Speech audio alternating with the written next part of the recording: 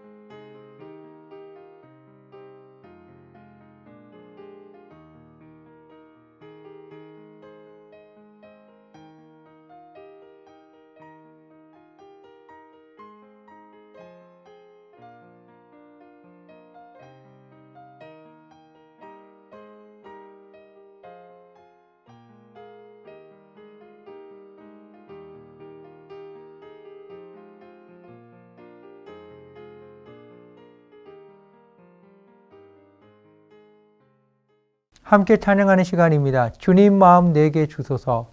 하나님을 찬양하시겠습니다.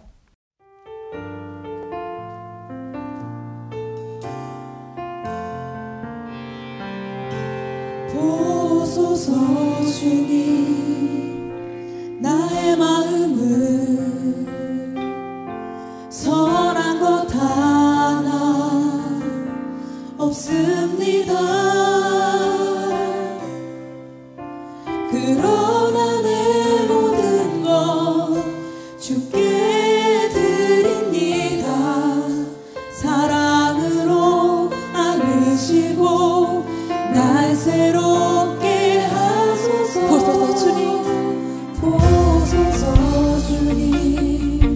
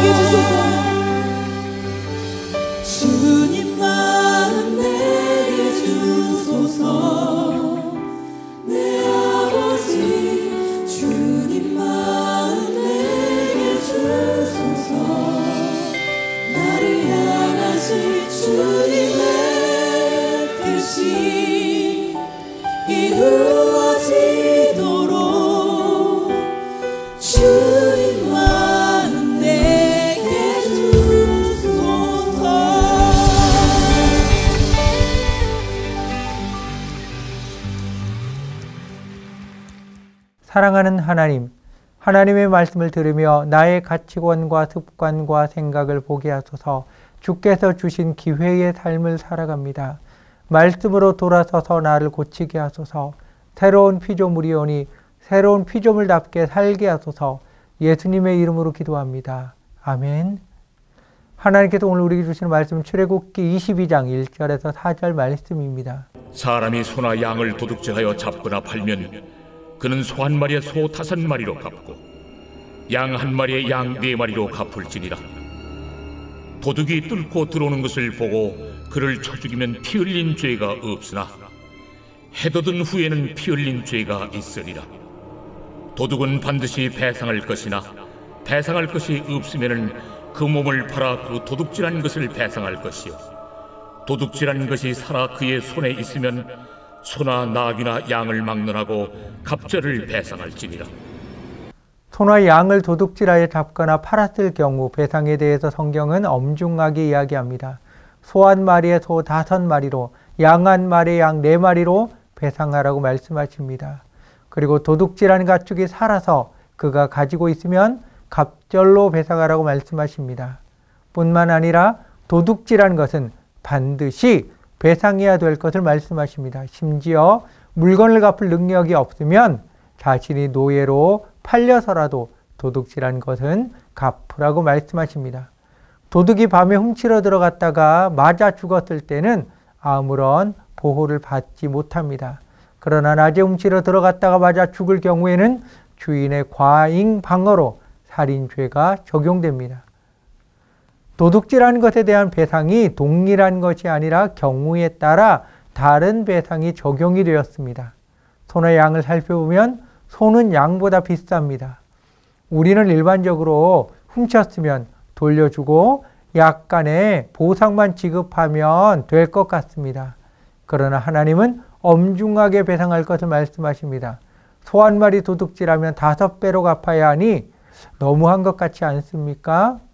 그런데 자세히 우리가 하나님의 말씀을 살펴볼 필요가 있습니다. 바늘 도둑이 소도둑 된다는 속담이 있습니다. 처음부터 소도둑이 되는 것이 아닙니다. 양을 도둑질하던 사람이 소를 도둑질하는 것입니다. 하나님께서는 도둑질에 대해 계획적이고 악의적인 도둑질에 대해 더 엄중하게 대하시는 것입니다. 도둑질하고 죽이거나 팔지 않았을 때는 갑절만 갚으면 됩니다.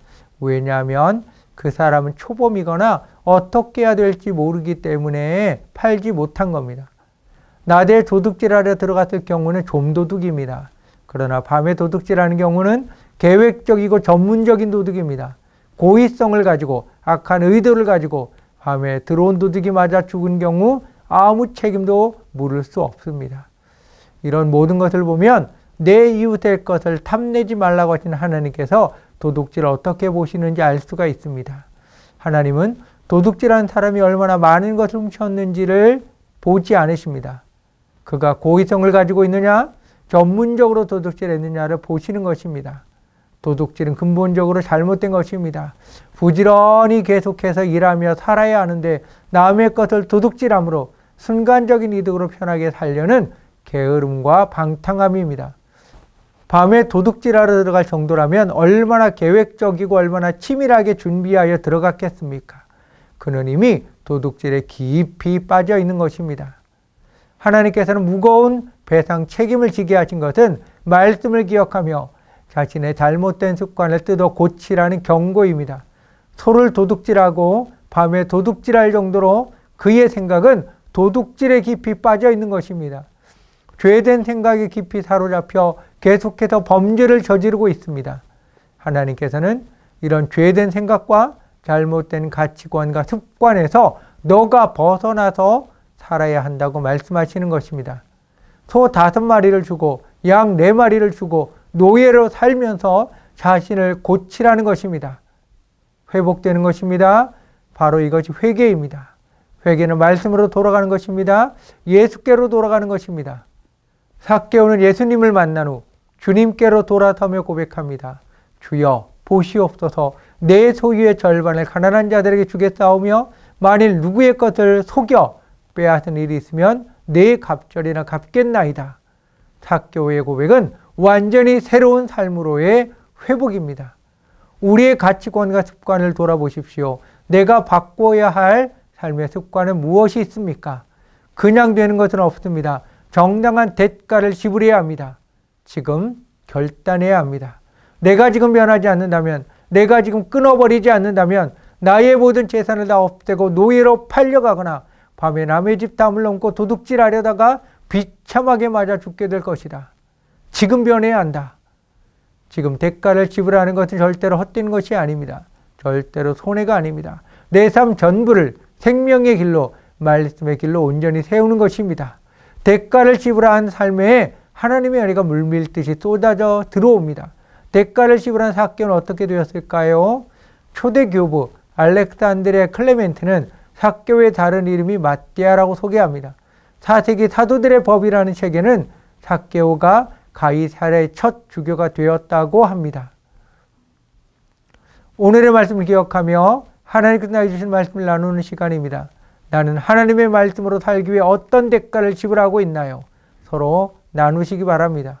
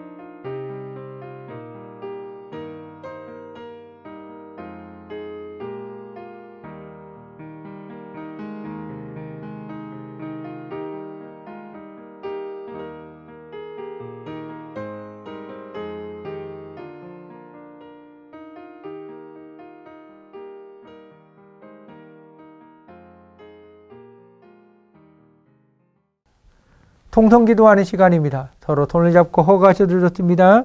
말씀을 듣고 깨닫고 결단하는 것을 위해 서로를 위해 기도하시기 바랍니다.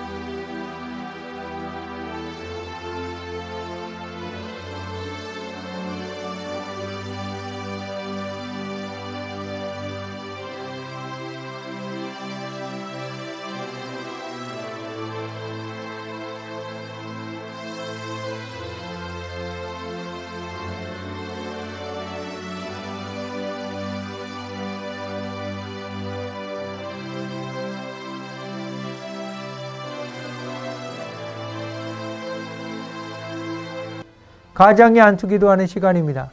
가장 되시는 분은 가족의 머리 위에 손을 얹고 축복 기도하시기 바랍니다.